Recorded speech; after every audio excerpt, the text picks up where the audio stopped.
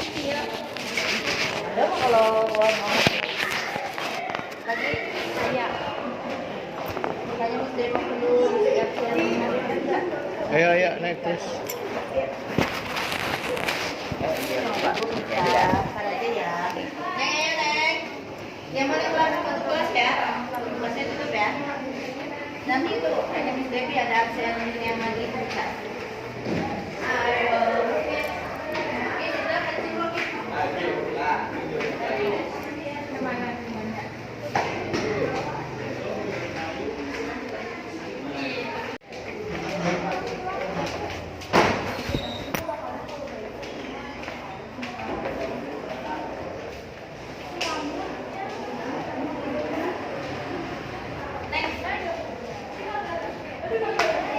Kayaknya mas-masan banget ini. Ada nah, dibuang mas sama pulpen. Pak. Yo. Wassalatullahi ala Allah.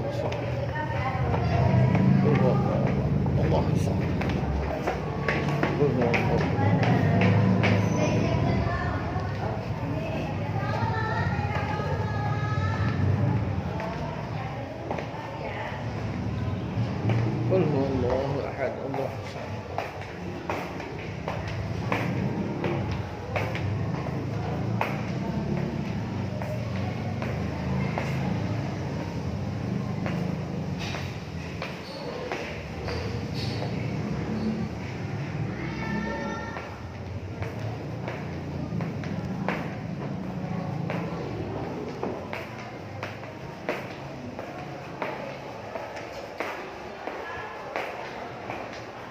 Oh, ini ruang konsumsi nih.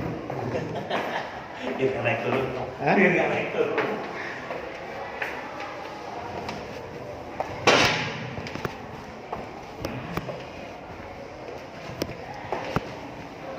Qul huwallah.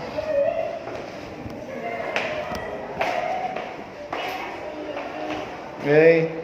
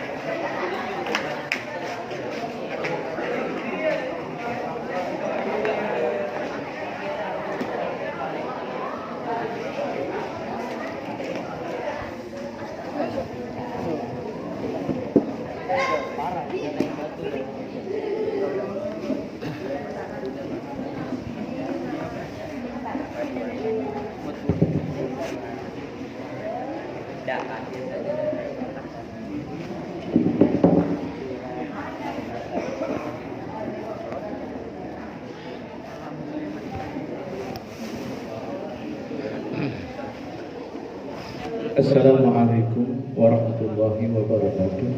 Waalaikumsalam. Alhamdulillah. Wassalatu wassalamu ala Rasulillah Sayyidina Muhammad ibn Abdillah wa ala alihi wa ashabihi wa mawala. Amma ba'du. Anak-anak sekalian, seperti kebiasaan kita hari-hari kita di Madrasah Sanawiyah Al-Ihsan, setiap masuk sekolah kita selalu bertadarus Al-Quran dan dilanjutkan untuk sholat duha. Oleh karena itu sudah berwudu semua? Sudah? Untuk kali ini dalam masa matsama tadarus kita akan membaca surah Yasin. Jadi silakan kamu buka surah Yasin. Insya Allah hari-hari berikutnya kamu akan tadarus melanjutkan bacaan kita yang kemarin. Untuk yang pertama, untuk pertama kali, mari kita baca surah Yasin. Kita niatkan mudah-mudahan Allah memberikan kepada kita taufik dan hidayah, rahmat dan inayahnya, sehingga kita mendapatkan ilmu yang bermanfaat bagi agama, nusa dan bangsa. Dan tidak lupa pula kita hadiahkan untuk orang tua kita, nenek kakek kita, serta sanak famili kita yang telah meninggal dunia, khususnya untuk orang-orang yang telah berjasa dalam dunia pendidikan di sekolah kita. Mudah-mudahan Allah mengampuni dosa-dosa mereka, Allah mengangkat derajatnya, dan Allah jadikan kuburnya raudhah min riyadil jannah. Sudah ketemu surah Yasinnya? Surah Yasin adalah surah yang ke-26, juz ke-22, yang pakai Quran yang besar, halaman sekitar 397. Sudah ketemu? Untuk kali ini seperti di makam kemarin, kita akan baca surah Yasin berbarengan.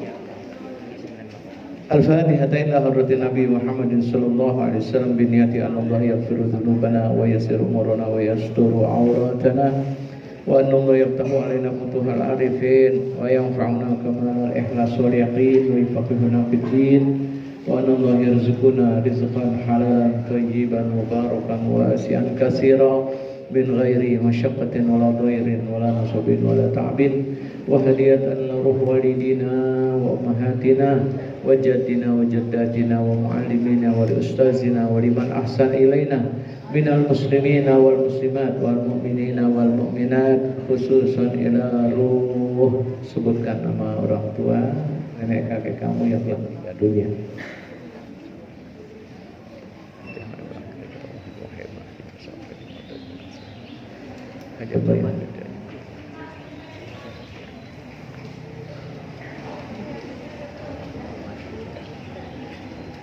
وجميع أهل من في هذا المدرسة وإلى حضرة النبي. الفاتحة.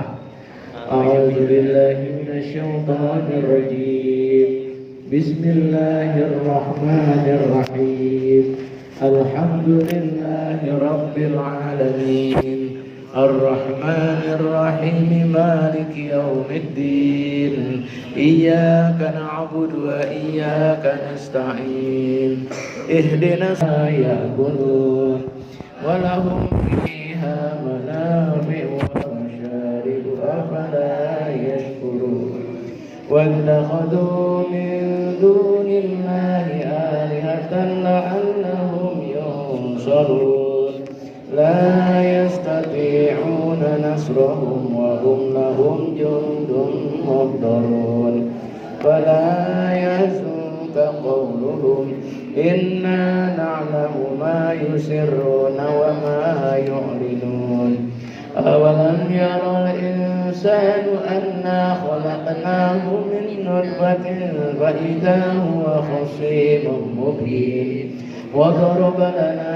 مثلا ونسي خلقه قال من يحيي العظام وهي رميم قل يحييها الذي أنشأها أول مرة وهو بكل خلق عليم الذي جعل لكم من الشجر الأخضر نارا فإذا أنتم منه توقدون أوليس الذي خلق السماوات والأرض بقادر على أن يخلق مثلهم بلى وهو الخلاق العليم إنما أمره إذا أراد شيئا أن يقول له كن فيكون فسبحان الذي بيده ملكوت كل شيء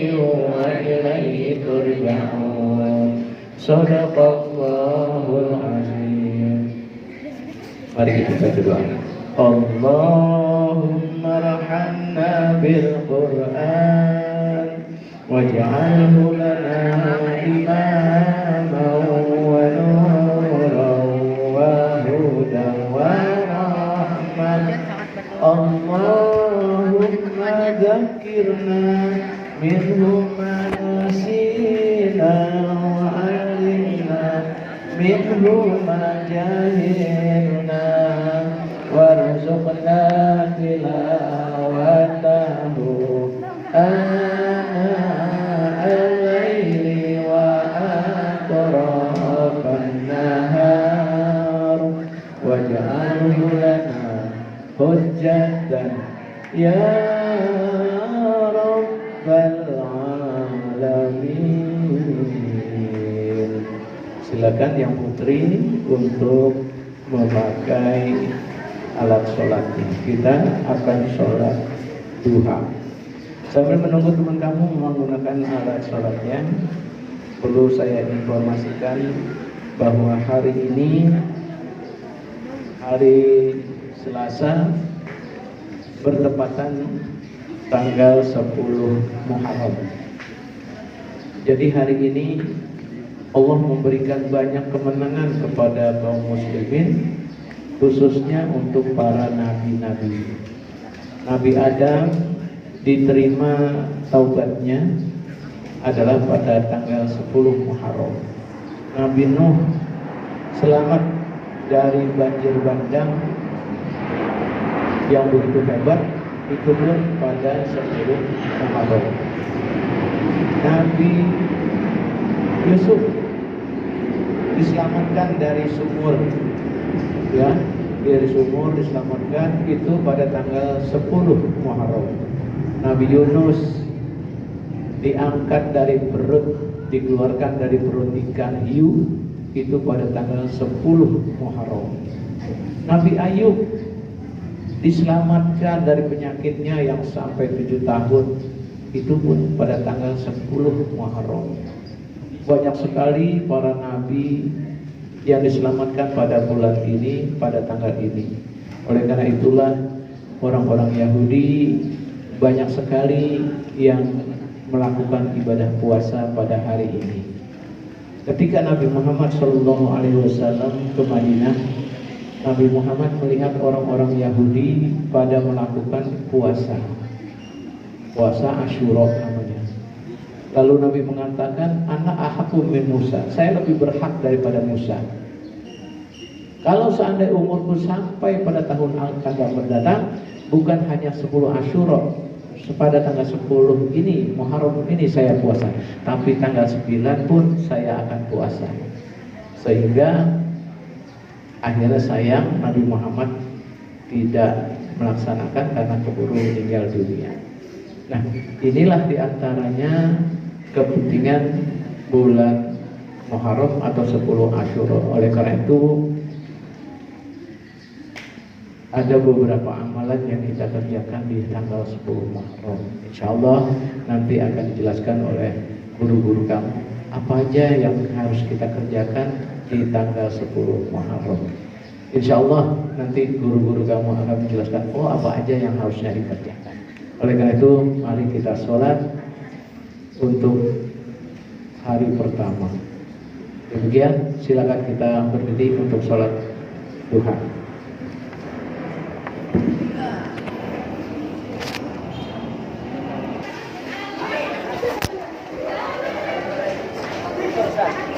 Baik. Hah? Saya sholat sekarang bukan negara ngaji. Jadi, bikin jadwalnya gimana sih ini?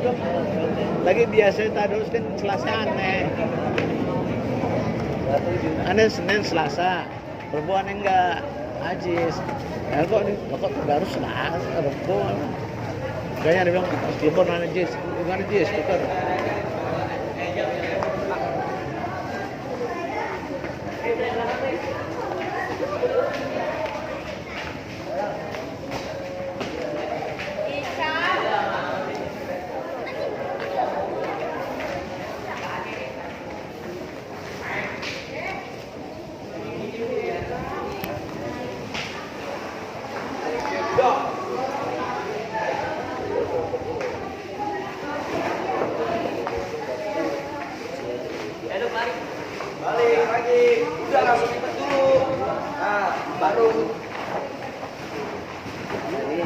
Sejadah gulung. Oh, mau beli sejadah. Ini siang gini tuh. Kalau gulung kan sejalan. Iya. 4 paling. Hah? 4 baris. 20 yang berapa nih? 20 meter. Bukan karpet meteran. Oh. Yang udah gambar kubah gitu. Yang tebel. Yang kayak model sebelum ada zaman sekarang begini, yang di bawahnya lagi yang ada gambar Ka'bah, yang ada kubah. 4 jadi gulung. Yang isi sejadah 10, kan isi sejadah 10 muat 12. 12 orang. Ya, kalau rapetin satuan.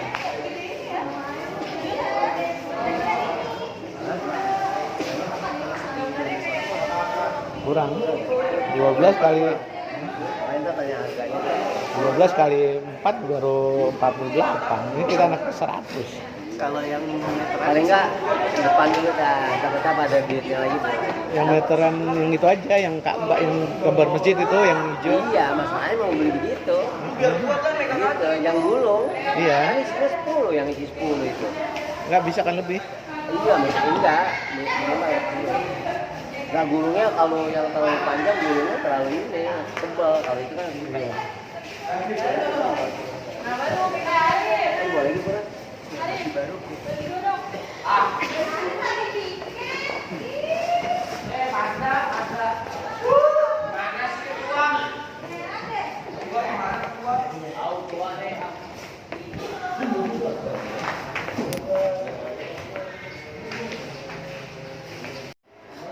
Saya yakin nih masalahnya. Hah? Lu kagak yakin nulis? Lu kan yang ngajar Al-Quran hadis, masa kagak yakin? Kembangannya ya, itu benar tulis tuh 3.000 sebulan anak-anak ada yang nggak main hari kali. Lang- Ngajinya 2.000. Masuk aja lah ah. Guru senior nih. Pakai dikasih, yang penting judulnya baca tulis Quran udah. Nggak bisa belum. Buku nggak bawa? Nah, iya.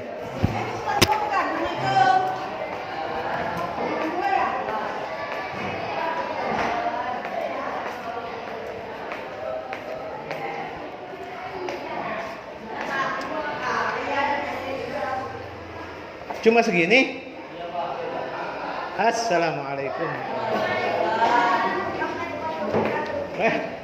Pada ngumpet. Ya, bismillahirrahmanirrahim.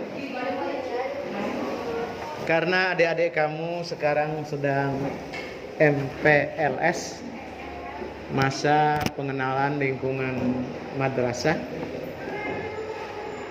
jangan sampai ada kekosongan, apalagi ada ketimpangan.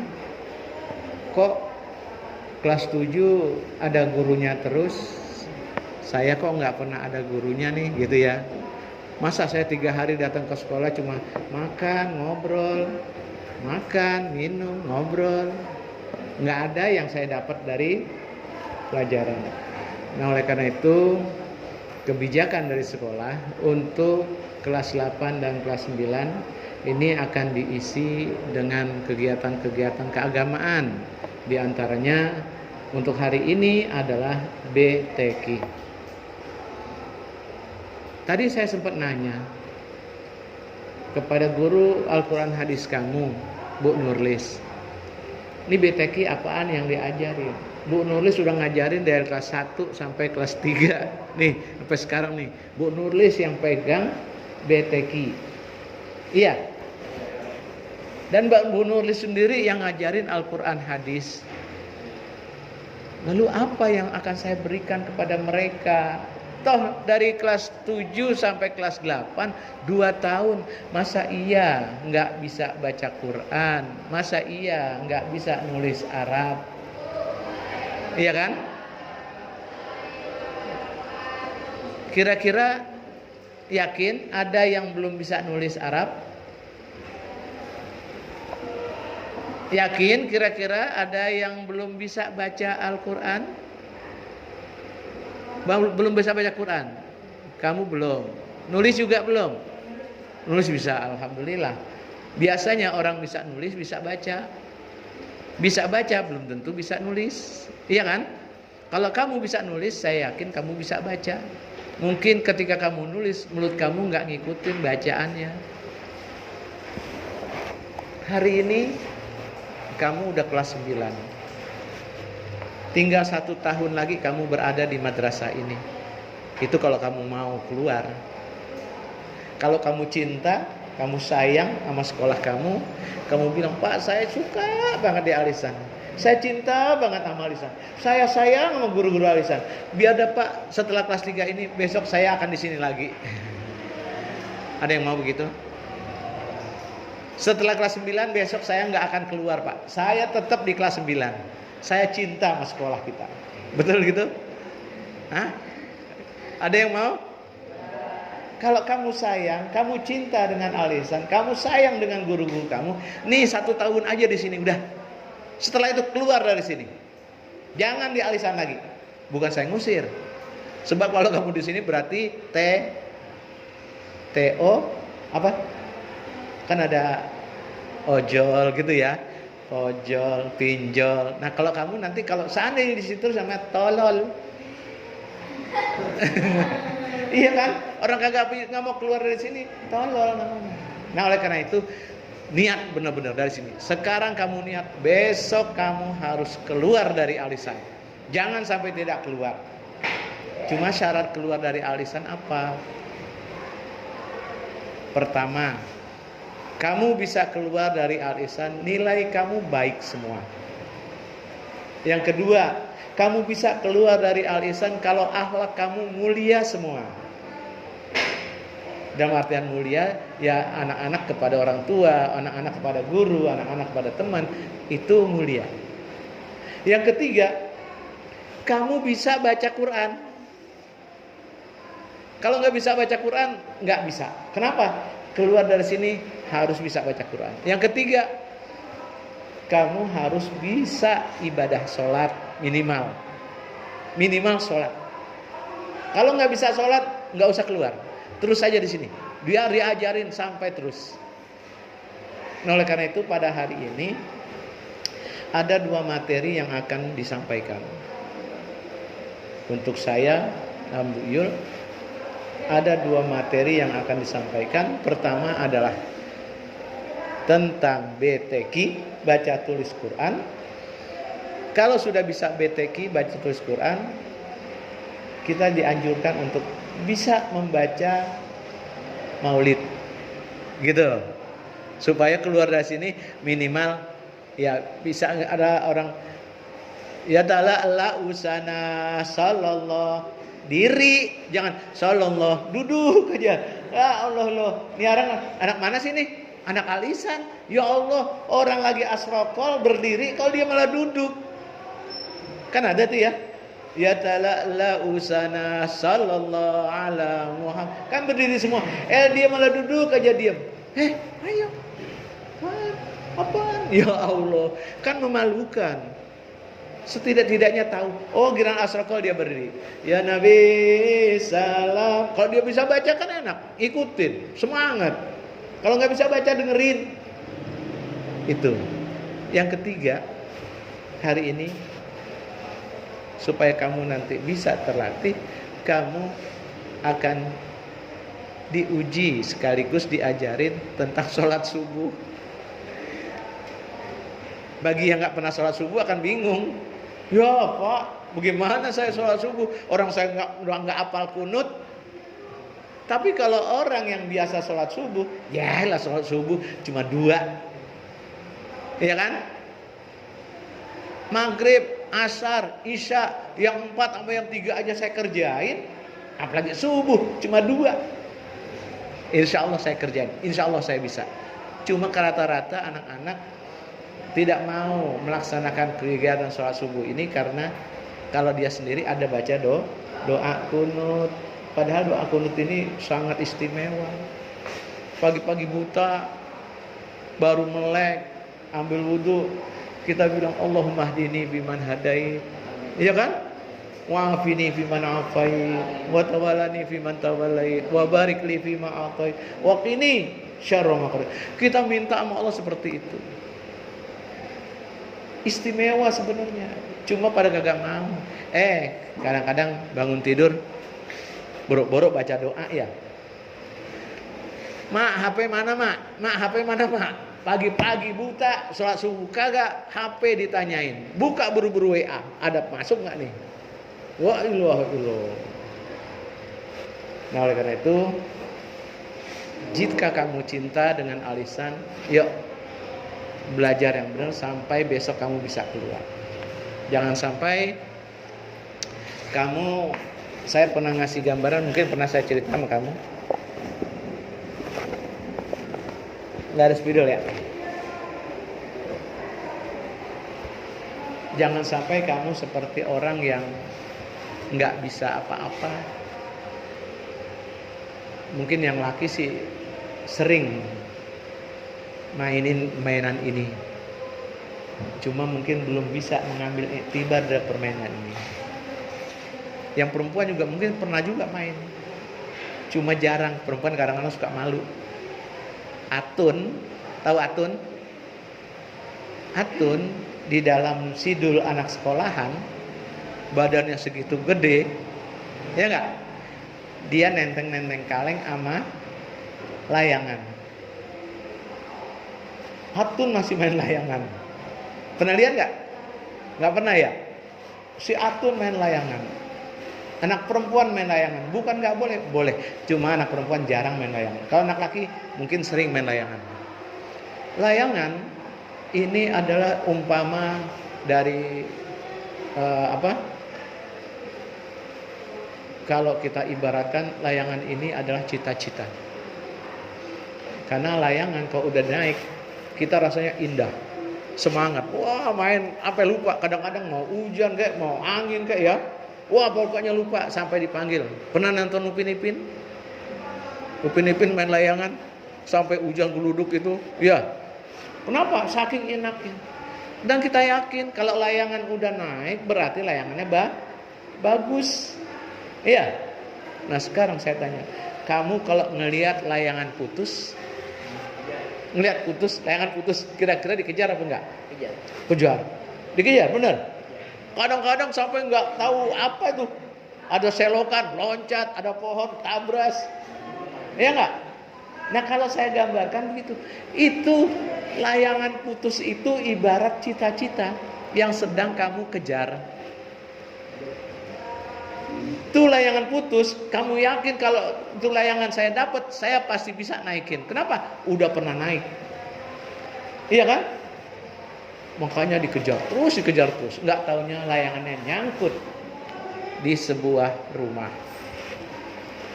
Layangannya nyangkut di sebuah genteng rumah. Kira-kira ada nggak usaha kamu untuk ngambil layang-layang itu? Ada. Pakai apa? Pakai tangga. Pakai? Ada orang yang ngambil layangan itu pakai batu diikat. Pernah lihat? Dilemparin batu. Genteng orang kena batu. Bocor. Layangan kagak dapet. Dimarahin orang. Ada lagi yang ngambilnya pakai galah. Ya enggak? Diambil galah yang panjang, bambu disodok. Akibatnya layangan enggak kena, gentengnya pada melorot. Ujung-ujungnya kita enggak dapat layangan, kita dimarahin orang. Sama. Kamu ingin mengambil cita-cita kamu, tapi dengan cara yang salah, bukan dapat cita-citanya, malah dimarahin orang. Kamu datang ke ibu, datang ke bapak, Pak, ngapa neng? Ada layangan di atas genteng. Terus ambil dong Pak. Kamu yang mau main, kamu yang ambil. Nggak bisa Pak, kata ibunya. Ayo, ibu anterin. Diambilin tangga sama ibu. Ya nggak? Diambilin tangga sama ibu. Sama seperti kamu waktu masih kecil melihat layangan kagak mampu. Ya nggak? Kamu bercita-cita pengen jadi dokter, pengen jadi kiai, pengen jadi insinyur. Pengen, tapi kamu belum punya cita-cita, belum kewakatan apa-apa. Ibu kamu bilang, ayo nak, diambilin tangga. Ketika diambilin tangga, kamu naik ke anak tangga ke-1. Ya. Ketika ibunya mau lepas, Bu, jangan dilepas. Ya kan? Ibu kamu masuk tangga. Artinya apa? Ibu kamu, orang tua kamu masukin kamu ke sekolah. Ketika masuk ke sekolah kelas 1, kamu nggak berani ditinggal. Ketika ditinggal sama ibu, Bu, jangan pulang. Iya. Iya kan? Iya, ibu nggak pulang. Ayo, tungguin sama ibu. Malah kadang-kadang ada ibunya yang ikut nulis, ada ibunya yang ikut belajar. Iya kan? Ternyata naik kelas 2. Naik di anak tangga kelas 2. Kata ibunya, udah ya, jangan Bu, ibu di sini aja. Iya, udah. Naik lagi ke tangga kelas 3, kelas 4, kelas 5, kelas 6, kelas 7, kelas 8. Sekarang kamu ada di anak tangga yang kelas 9. Kamu udah di anak tangga yang ke-9. Dikit lagi naik ke atas atap, ambil layangan. Tinggal selangkah lagi. Pas sudah tinggal selangkah, udah di anak tangga terakhir, kamu ngomong, woi, gua dong di atas nih, woi, gua jingkrak-jingkrakan, bangga, sombong, ya enggak? Ibunya udah kagak deketin, dianya sombong terang, woi, gua dong paling tinggi, woi, gua dong paling. Kira-kira menurut kamu apa yang terjadi? Jatuh, udah jatuh, tertimpa tangga. Peribahasanya begitu. Sudah jatuh, tertimpa tangga. Dia teriak-teriak, udah kelas 9 teriak-teriak, oi gua dong paling tinggi, lalu kelas 7, lu kelas 8, gua nih paling gede. Sombong dia. Bergaulnya dengan anak-anak yang lain yang kagak mau belajar. Mulai dia lakukan hal-hal yang tidak baik. Apa yang terjadi? Tidak lulus. Kalau tidak lulus apa yang terjadi? Udah jatuh, tertimpa tangga. Udah nggak lulus, kira-kira apa? Nih nggak lulus misalnya, nih, mudah-mudahan lulus ya. Nih nggak lulus, kira-kira apa kata dia? Wah, gue kira pinter, goblok. Gue kira pinter lu, goblok. Wah, payah dah gue berteman sama orang goblok. Kagak lulus gitu aja, goblok. Udah jatuh tertimpa tangga, udah nggak lulus digoblok-goblokin. Kira-kira sampai rumah juga, Mak nih hasilnya ujian kemarin. Mana? Dibuka mamanya. Nomor sekian, nama dinyatakan tidak lulus. Apa kata emaknya? Hah? Kagak lulus? Wah, bertahun-tahun gua suruh belajar, gua kasih duit, gua kasih, ya nggak? Udah nggak lulus digebukin, udah jatuh ketimpa tangga. Nah sekarang ini kamu udah kelas 9, di anak tangga terakhir. Apakah kamu jingkrak-jingkrakan di atas? Apakah kamu akan sombong di atas? Kalau itu silakan, tapi risikonya kamu rasakan sendiri. Oleh karena itu, anjurannya kalau kita udah di atas anak tangga terakhir, tinggal ngambil ke genteng, pegangan yang kuat, pegangan yang keras, pegang, jangan sampai goyang. Langkahkan kaki kamu ke genteng, hati-hati. Kenapa? Di situ ada cita-cita, di situ ada layangan yang kamu harapkan. Ini, jadi kamu nih udah nih anak tangga terakhir.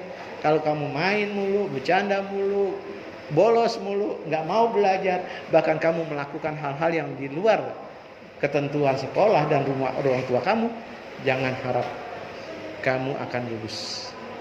Nah oleh karena itu, hari ini kita berada di kelas 9 dan cobalah diri kamu untuk berlaku yang baik, bersikap yang baik. Apalagi kamu, wali kelas kamu siapa? Pak Dim. Bersikaplah yang baik. Kenapa? Kalau Pak Dim udah kesel, gitu ya, biar guru kamu nih ngasih nilai 90, pelajaran fikih 90, kata Pak Dim, anak begini dikasih 90, bisa apa dia? Sembahyang kagak, apa kagak? Nggak bisa. Padahal kalau saya nilainya, kamu ikut sholat aja berjamaah, gitu ya. Ikut aja sholat berjamaah, itu ada nilai. Kamu sholat, melakukan wudhu, itu ada nilai. Kamu mengaji, tadarus, itu ada nilai. Jadi, kegiatan-kegiatan keagamaan kamu yang dilakukan sehari-hari secara praktek, itu sudah ada nilai. Dan ternyata, hasil ulangan kamu juga bagus. Misalnya di pelajaran fikih saya, akhirnya saya kasih nilai 90. Tapi kalau Pak Dimnya marah, Pak Dimnya nggak suka sama kamu, dia akan mengatakan, kagak bisa. Ini anak nggak pernah nanya sama saya. Mana ada? Ini anak kalau saya suruh begini nggak pernah mau. Mana mau? Akhirnya yang nilai 90 mungkin diturunin jadi 80. Apalagi kalau matematik, nulis kagak bisa, ngitung kagak bisa, disuruh ngerjain soal kagak bisa. Udah gitu gurunya ngomong mulu, Pak Dim, itu gimana sih belajarnya? Aduh, saya capek deh. Masa belajarnya begini-begini? Apa kata Pak Dim? Ya udah Bu, gak usah naikin gak apa-apa. Saya juga gak apa-apa naikin. Dikasih nilai 45 atau dikasih nilai 50, yang rugi siapa? Sama guru kamu bersikap baik, sama Pak Dim sebagai wali kelas kamu pun harus baik agar kamu mendapat nilai baik dan dapat citra baik keluar dari alisan dengan nilai yang baik. Gitu ya. Nah, ini sedikit intermezzo yang sebenarnya saya cuma sampai jam 8:30 ya. Saya nggak tahu di jam berapa ini. Masih ada waktu 20 menit. Ya. Seperti saya katakan, hari ini untuk maksama untuk MPLS kelas 7 kamu akan diisi dengan BTQ, baca tulis Al-Quran. Sekarang supaya saya nggak kesalahan ya, Pak Sudi ngisi apaan sih? Anak-anak kagak ada yang dapat apa-apa, saya nggak dengar apa-apa gitu. Jadi sekarang coba kamu buka bukunya, ambil pulpennya, silakan kamu tulis. Oke? Silakan coba. Saya ingin menguji kamu sampai di mana untuk BTQ-nya.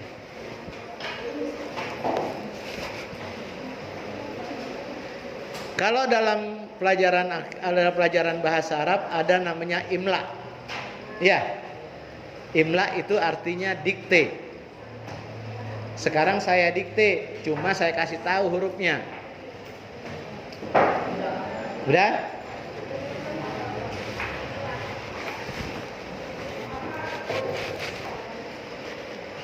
Yang nggak perhatikan, yang tidak merhatikan jelas kagak bisa. Saya yakin nggak bisa, nggak tahu, dan kagak akan menulis. Tapi kalau yang memperhatikan, insya Allah bisa. Udah? Nomor 1. Kamu lihat tangan saya. Kamu lihat tangan saya. Saya akan menuliskan bahasa Arab satu huruf, satu huruf, satu huruf. Kemudian satu huruf itu kamu tulis. Hah? Iya, kan satu huruf, satu huruf, satu huruf. Pokoknya saya bilang huruf A, misalnya ba, misalnya. Tapi yang saya tulis itu yang kamu tulis di buku. Oke? Oke? Nah, saya nggak akan huruf sambung. Saya nggak tulis huruf sambung, tapi saya tulis huruf ejaannya. Ya, dah, siap?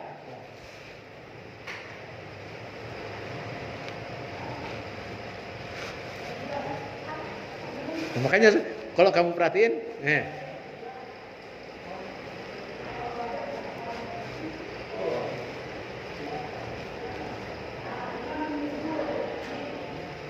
udah? Huruf kedua.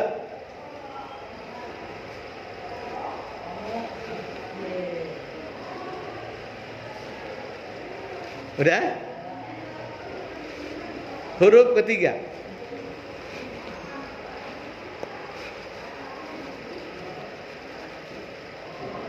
Udah?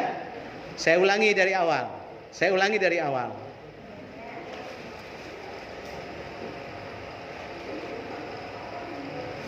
Kedua.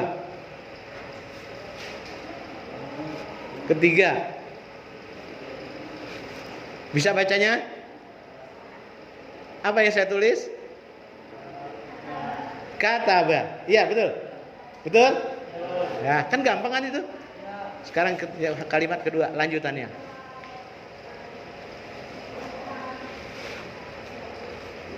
Udah, kalau kamu nggak perhatiin tangan saya, kamu nggak tahu.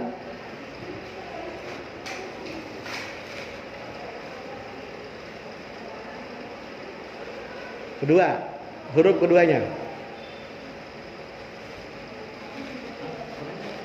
Saya ulangi.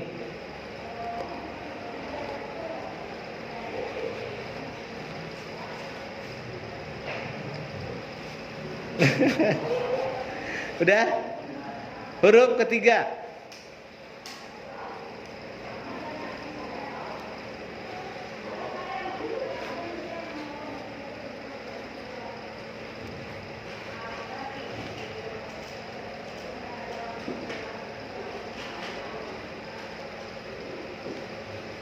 Udah?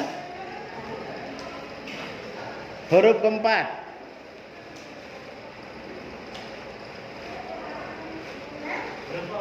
Saya ulangi. Huruf keempat.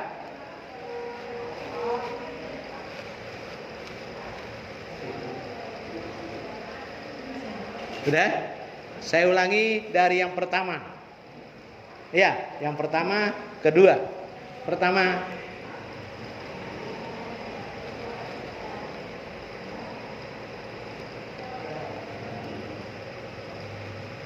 Betul?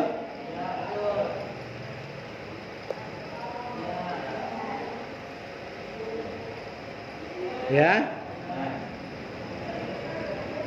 Dah?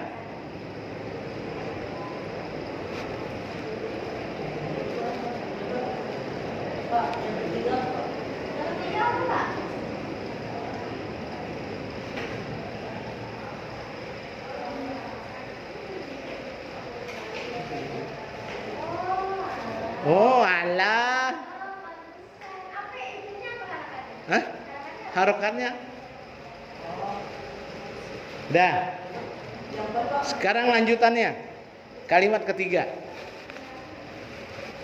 Udah? Lihatin.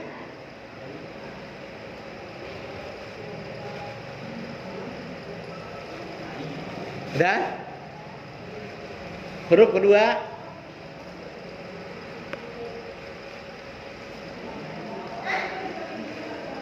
Huruf keduanya.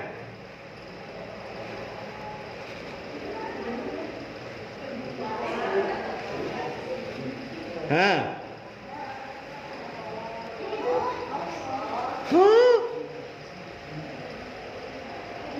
Udah? Huruf ketiga. Oh iya. Ulangin.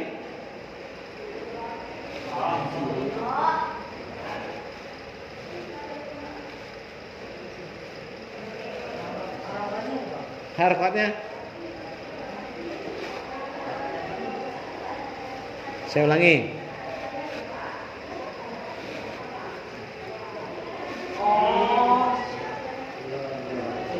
Sudah? Tukar sama teman kamu. Tukar sama teman kamu. Nah. Tukar, udah? Ayo. Coba kamu baca yuk. Lihatin, bener apa enggak? Baca. Hah? Kataba. Terus? Dari yang pertama, kedua, ketiga, terus. Terus. Itu situ auso. Terus. Terus yang ketiga? Darso. Dah. Tulisannya yang benar adalah Kataba Ahmadu Darsan.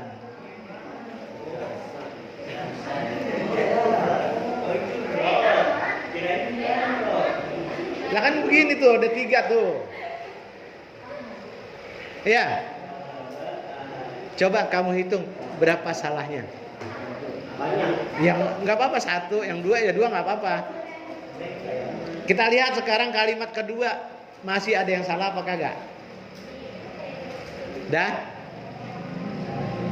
Kembalikan lagi kepada yang punya.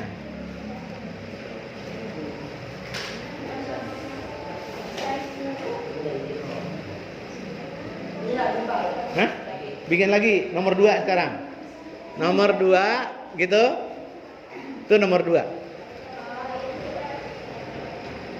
Udah?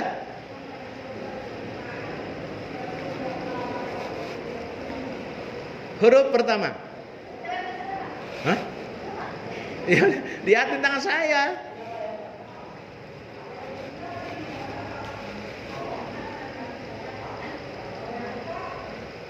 Dah? Huruf kedua.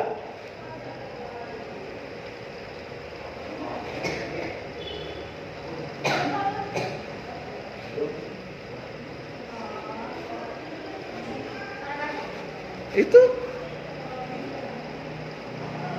Udah? Huruf ketiga.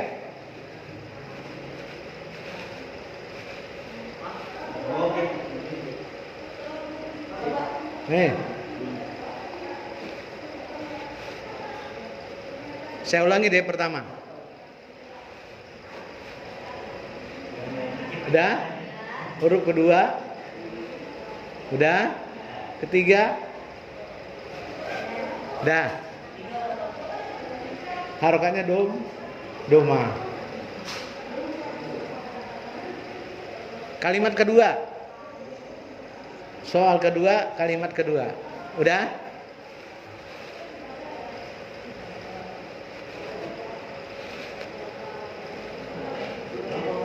Ya.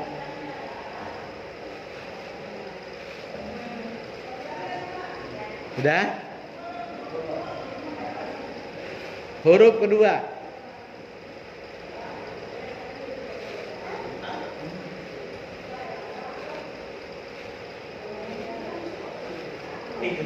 Udah? Huruf ketiga.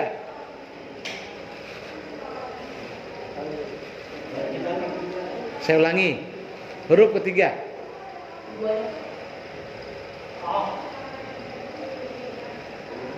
Saya ulangi dari pertama. Ya, dari pertama saya ulangi.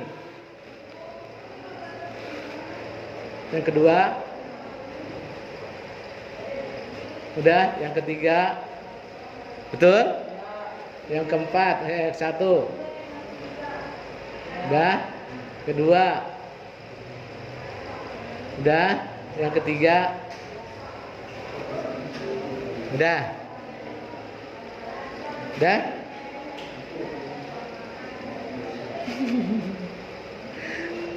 Tukar lagi sama temennya. Tukar lagi sama temennya. Kalau salah, salahin. Dah? Tukar lu sama temennya udah?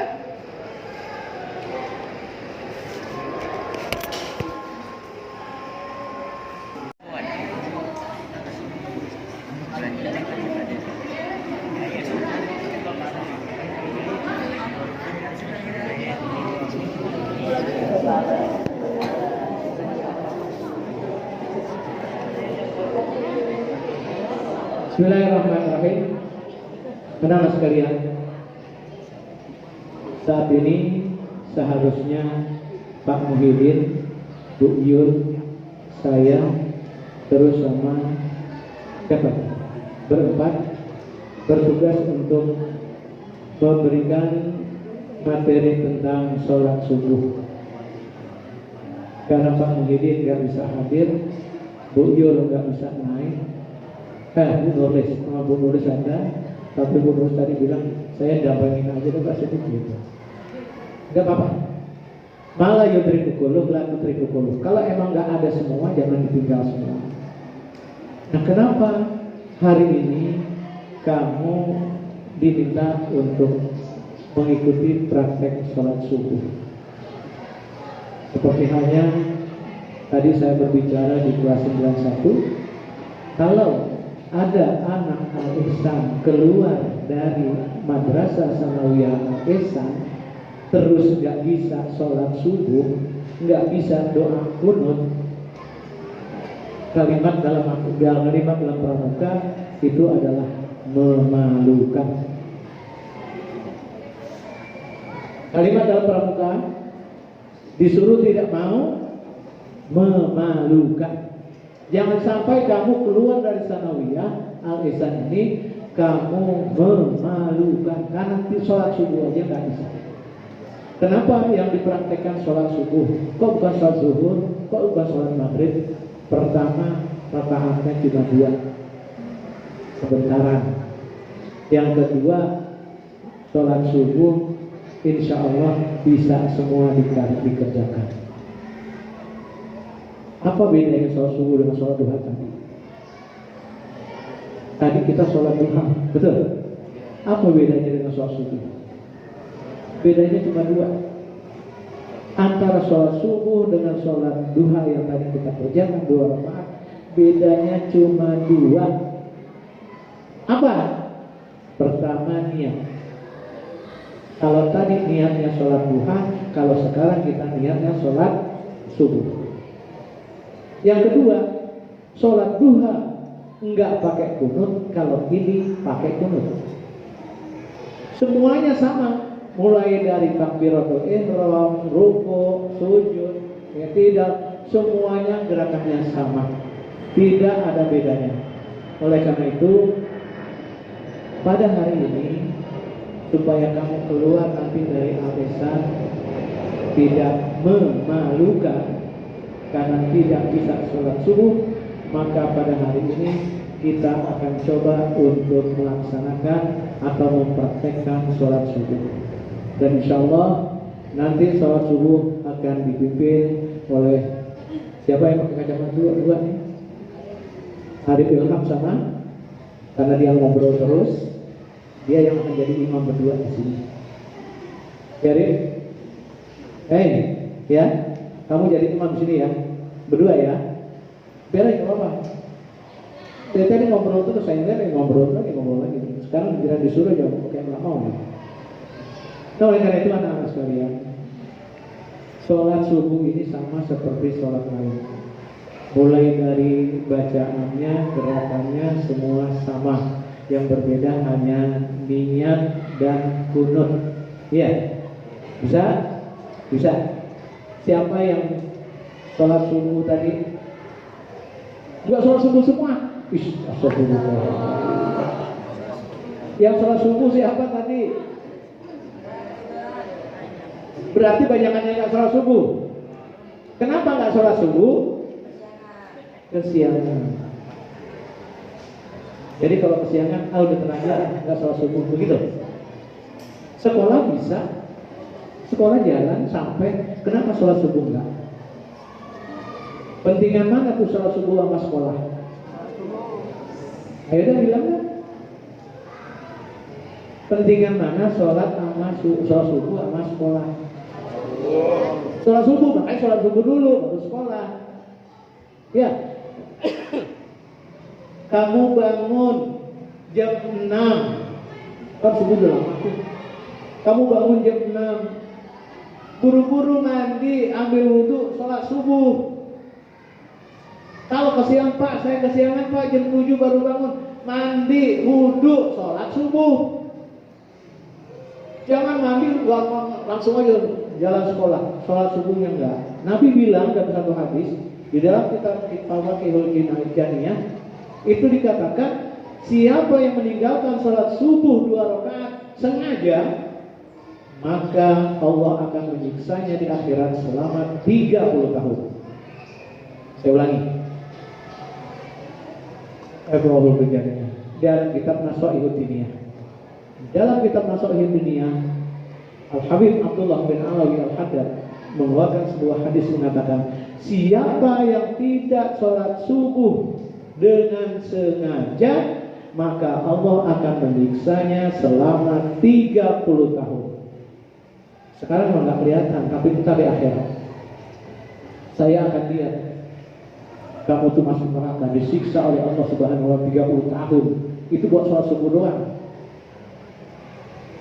Bagaimana sholat zuhur, asar, maghrib, isya? Hitung dah tuh.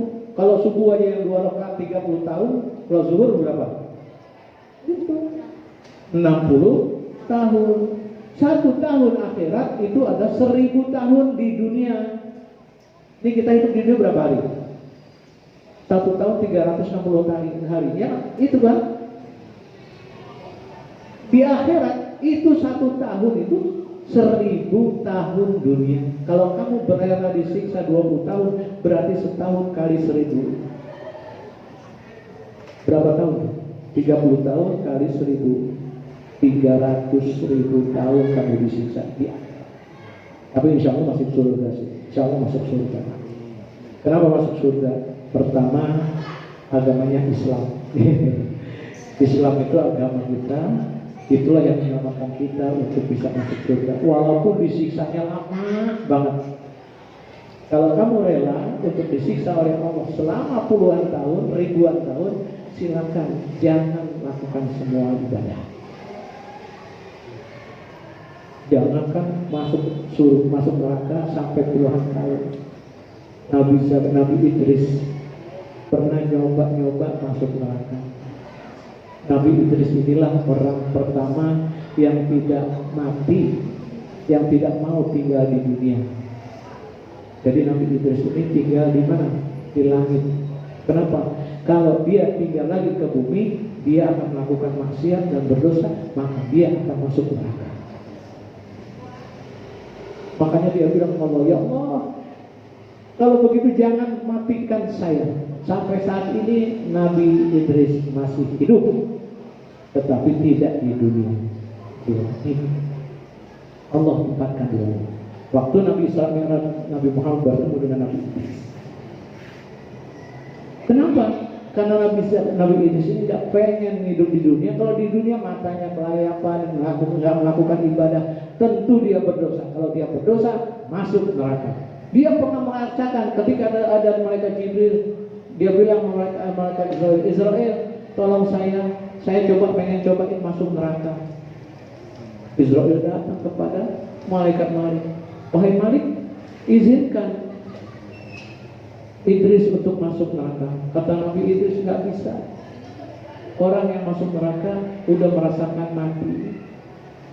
Nabi Israel bilangnya, saya udah pernah ngerasain mati kan? Kata Israel, wahai Malik, benar. Israel waktu kemarin di dunia nyobain mati. Dia pernah bilang sama saya, wahai Israel, tolong matikan saya. Saya pengen rasanya mati. Ketika Nabi Israel mencabut nyawanya, ruhnya baru keluar satu garis dari ujung kaki. Ruhnya baru keluar satu garis. Malaikat itu sudah teriak, udah jangan jadi. Saking sakitnya kematian, dia gak mau mati. Setelah itu dia lawan ke malaikat. Israel bilang, saya pengen cobain neraka. Setelah dia cobain neraka, kata Israel, kata malaikat Malik, wahai Idris, kalau kamu mau masuk ke dalam neraka, kamu harus pakai namanya trompa ini. Nanti orang yang masuk neraka bukan nggak pakai sendal, tapi sendal neraka namanya.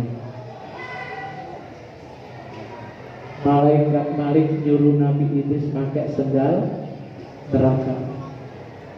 Baru antara jempol sama telunjuk, tahu jempol sama telunjuk, jari kaki kita, baru masuk, belum sampai nyentuh ujung trompa neraka itu, Nabi Idris sudah langsung hangus terbakar. Waduh, wahai Malik, sebegini dahsyatnya dia. Wah, di neraka itu lebih dahsyat lagi. Ini kok sendalnya doang. Tuh begitu dahsyatnya di neraka. Udah dah, saya nggak jadi nyobain neraka. Dia coba lagi malaikat Israel tahu. Saya pengen nyobain masuk surga. Atau mereka itu nggak bisa, yang masuk surga itu orang yang udah beramal soleh, beramal baik. Coba dia bilang izin sama malaikat Ridwan. Kata Ridwan nggak bisa. Dibujuk. Akhirnya malaikat Ridwan nanya kepada Allah, ya Allah gimana nih? Kata Allah, jadi cobain, dikasih terompas surga. Begitu dipakai, begitu sejuk, begitu adem, ya nikmat rasanya. Kata malaikat Ridwan, silakan, tapi jangan lama-lama. Ya, habis itu keluar. Kenapa? Nggak boleh orang masuk surga sebelum Nabi Muhammad. Kalau kamu nyobain doang, dia nyobain. Ternyata pas nyobain, kagak mau keluar. Malaikat Ridwan teriak-teriak, Idris, kemana kamu Idris? Idris, kagak keluar. Akhirnya apa? Dia ambil siasat sama Nabi Idris. Apa? Sendalnya ditaruh. Dia keluar, tanya, kemana sih? Hah? Kenapa emangnya? Udah waktu ya keluar. Sebentar ya, ambil terompa dulu. Ambil terompa. Enggak balik-balik sampai malaikat Ridwan marah-marah sama Israel. Israel gimana sih nih? Kalau balik-balik diteriakin berapa akhir apa? Diambil tuh malaikat dengan paksa. Enggak bisa kamu enggak bisa mendiam di surga sebelum kamu mati, sebelum kamu melaksanakan ibadah kepada Allah. Akhirnya Nabi itu ngomong, ya Allah, saya enggak mau mati. Sakit rasanya mati. Saya nggak mau masuk neraka. Itu terlalu berat buat saya. Cuma saya nggak bisa masuk surga karena yang pertama masuk surga harus Nabi Muhammad. Ditanya memang, lah kamu mau di mana? Kalau begitu terserah Allah. Saya bertempatkan di mana? Yang penting saya nggak mati, saya nggak berdosa sehingga saya tidak merasakan kematian. Nanti masuk surga. Itu katilah Nabi Idris di langit yang ke. Dan oleh karena itu tergantung kita sekarang, kita mau dapat surga atau neraka. Ini kita akan coba 2 rakaat doang. 2 rakaat sholat subuh, mudah-mudahan ini menjadi buat kita ini sebagai bahan. Kalau 2 rakaat itu rasanya enak dilakukan, insya Allah yang 3 rakaat gampang. Yang 4 rakaat gampang. Kenapa? Bacaannya itu juga. Yang susah subuh doang. Kenapa? Ada kunutnya. Baik, sebelum kita laksanakan, kita praktekkan sholat subuh, saya akan mencoba memandu kamu untuk membaca doa kunut. Nanti ketika kamu mempraktekkan sholat subuh, maka kamu nanti pada rakaat kedua, ketika tidak langsung sujud, tapi baca doa kunut. Bisa? Kita baca doa kunut itu. Allahumma hdini fiman hadait wa afini fiman afait wa tawallani fiman tawallait wa barik li fima a'tait wa qini syarra ma qadait. Selanjutnya kita baca pujian kepada Allah. Tabarakta rabbana wa ta'ala walakal hamdu ala qadait astaghfiruka wa atubu ilaik. Saya aja kok begini lagi lupa juga deh. Tabarakta rabbana wa ta'ala. Terus apa? Wala ya'jizu. Habis ya? Wala ya'jizu man adait wala yadillu ma walait. Walakal hamdu ala qadait tabarakta rabbana wa ta'ala astaghfiruka wa atubu ilaik. Wa sallallahu ala sayyidina Muhammadin nabiyil ummi wa ala alihi wasallam walhamdulillah. Enggak pakai alhamdulillah langsung sujud. Oke? Sekarang silakan kamu berdiri, kita akan coba mempraktekkan sholat subuh. Giliran kunutnya nanti saya ikut membaca. Bisa? Silakan berdiri. Subuh bakum. Baina tasbihata subuh minta maaf sholat. Sabnya rapat dan lurus. Untuk kali ini nggak usah rapat, boleh agak renggang sedikit. Terus yang sab kedua jangan sampai mentok, sab ketiga giliran sujud kita udah.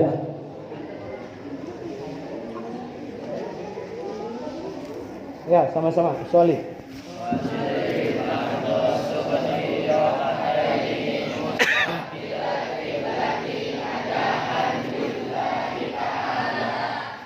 Allah, ayo. Allah Akbar kabiro.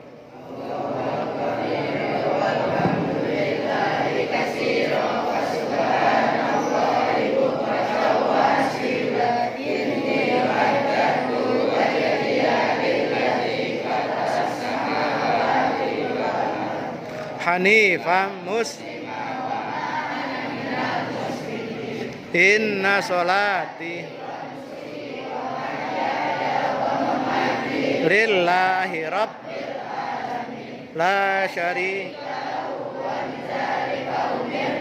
wa ana minal ya bismillah. Alhamdulillah Ar-Rahmanir Rahim Maliki Yaumiddin Iyyaka na'budu wa iyyaka nasta'in Ihdinas siratal mustaqim Siratal ladzina an'amta 'alaihim ghairil maghdubi 'alaihim waladdallin. Amin. Kuliah aja. Bismillah. Qul ya ayyuhal kafirun la a'budu ma ta'budun wala antum a'buduna ma a'bud wala a'buduna abattum wala a'buduna ma a'bud lakum dinukum waliyadin. Allah punya benar.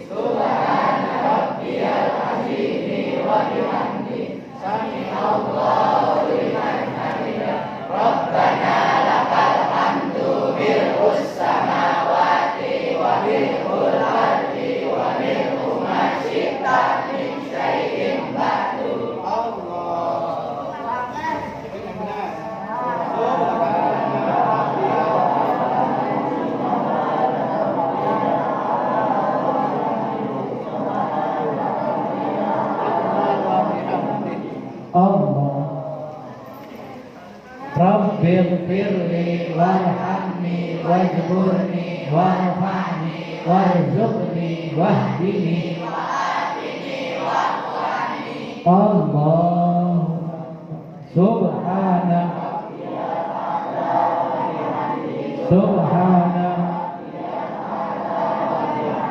Subhana Rabbiyal Allahu Akbar. Bismillahirrahmanirrahim. Alhamdulillahirabbil alamin. Ar-Rahmanir-Rahim. Maliki yaumiddin. Iyyaka na'budu wa iyyaka nasta'in. Ihdinas siratal mustaqim. Siratal ladzina an'amta 'alaihim ghairil maghdubi 'alaihim waladdallin. Bismillahirrahmanirrahim. Qul huwallahu ahad. Allahus samad. Lam yalid wa lam yulad wa lam yakul lahu kufuwan ahad. Allahu akbar. Subhana rabbiyal wa bihamdihi. Subhana rabbiyal wa bihamdihi. Subhana rabbiyal Sami Allahu liman hamidah. Rabbana milkus samawati wa milkul ardi wa milku ma syi'ta min syai'in ba'du. Allahumma hdini fiman hadait wa afini fiman afait wa tawallani fiman tawallait wa barik li fima a'tait wa qini syarra ma qadait يهدي ولا يقضى عليه وإنه لا يذل من واليت ولا يعز من عاديت فلك الحمد على ما قضيت تباركت ربنا وتعاليت وأستغفرك وصلى الله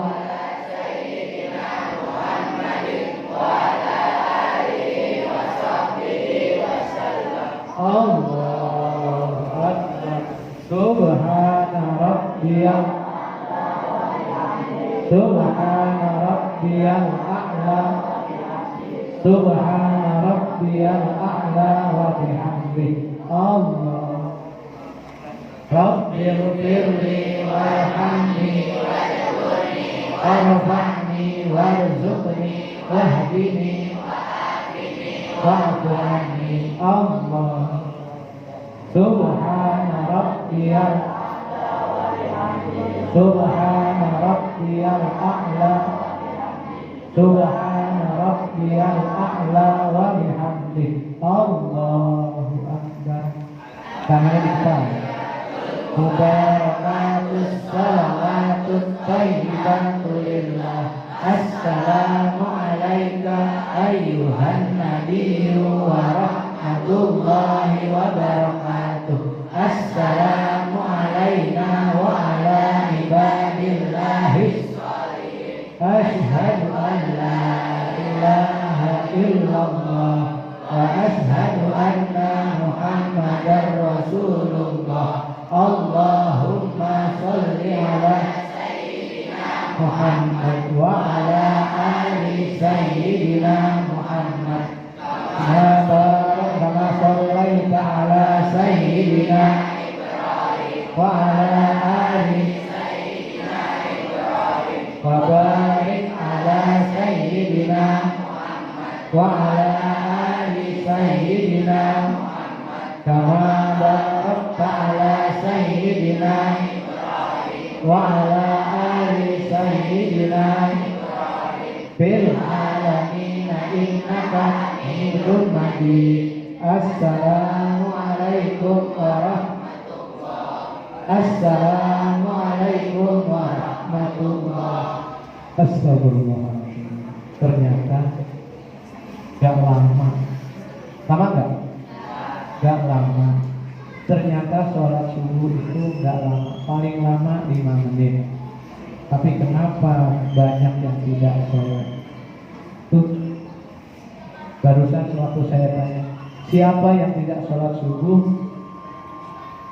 Ternyata gak nunjuk semua. Ya.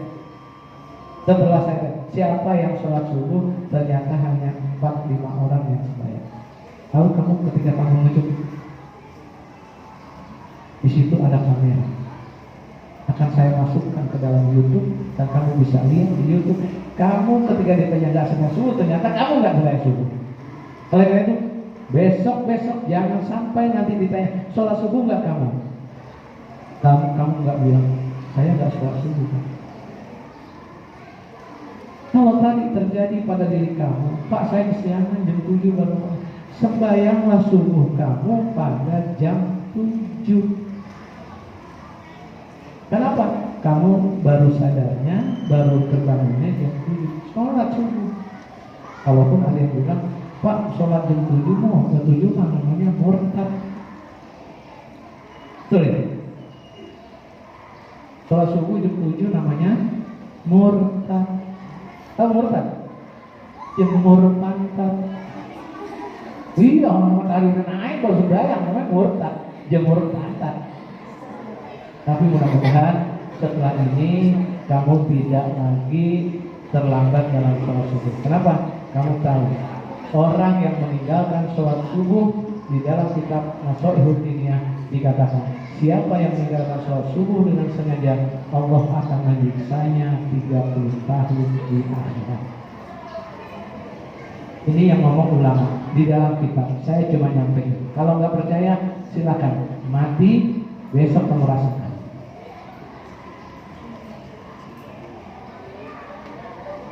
Dan ada yang mau bertanya dari sholat subuh? Dari sholat subuh sini ada yang bertanya? Ada yang merasa kesulitan? Doa kunut kamu harus hafalkan. Kenapa? Yang sekolah di Madrasah Al-Ihsan keluar sholatnya harus pakai kunut. Kalau dia nggak pakai kunut berarti bukan anak MTS Al-Ihsan. Bisa jadi dia adalah anak dari Muhammadiyah. Karena di Muhammadiyah nggak pakai kunut, ya. Tapi di Al-Ihsan orang NU Ahlus Sunnah wal Jamaah kita disuruh mendoa berdoa sholat subuh dengan membaca doa kunut. Walaupun ada sebagian ulama mengatakan doa kunut itu boleh setiap waktu sholat, bukan cuma subuh doang. Zuhur juga boleh doa kunut, asar juga boleh doa kunut. Terlebih sekarang lagi penting-pentingnya, namanya kunut nazilah. Tetap dibacanya setelah rakaat kedua habis ruku, itu rakaat doa terakhir setelah ruku itu baru dibaca doa. Ada doa kunut yang biasa subuh, ada doa kunut nazilah. Baik, biarkan karpetnya di sini, nggak usah di stop, karena nanti insya Allah kita akan sholat zuhur berjamaah. Silakan kamu pakai kembali sepatunya, kembali ke kelas masing-masing.